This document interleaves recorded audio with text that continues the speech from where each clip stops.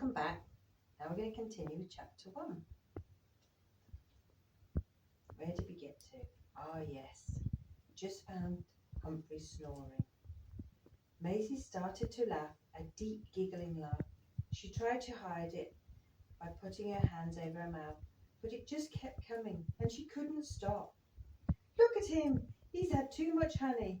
It's all around his mouth and over his belly. The hive won't be happy, she said, still laughing. Maisie, be quiet.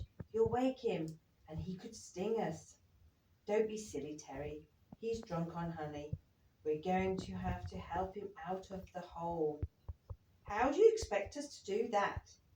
He'll be far too heavy for us to lift, replied Terry.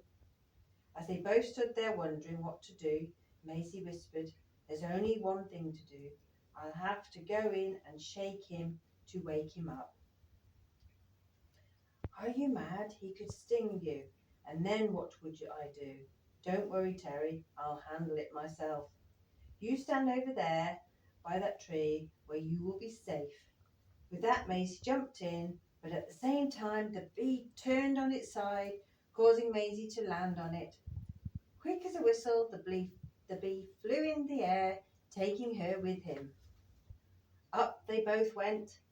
The bee flew haphazardly due to the weight of his catch, which, unbeknown to Maisie, was his plan all along.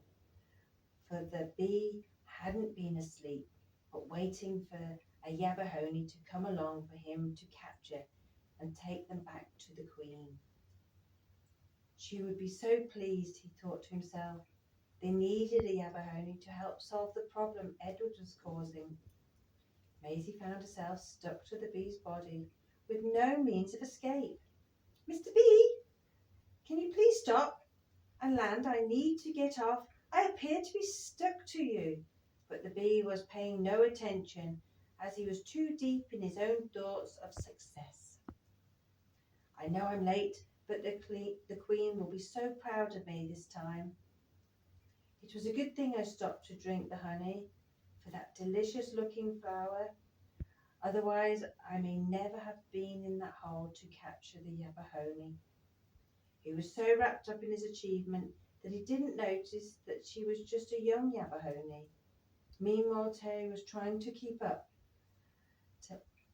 talking to Maisie to hold on, but he just couldn't go as fast as the bee, so he shouted, Maisie, I'm going to get help.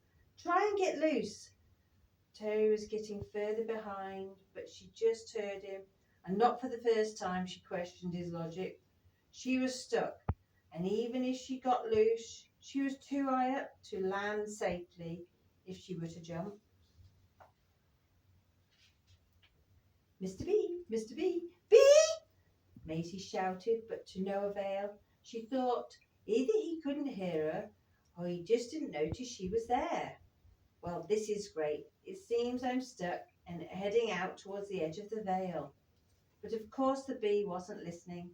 All of a sudden her mother's warning about always getting into tricky situations came to mind, and now she wished she had listened.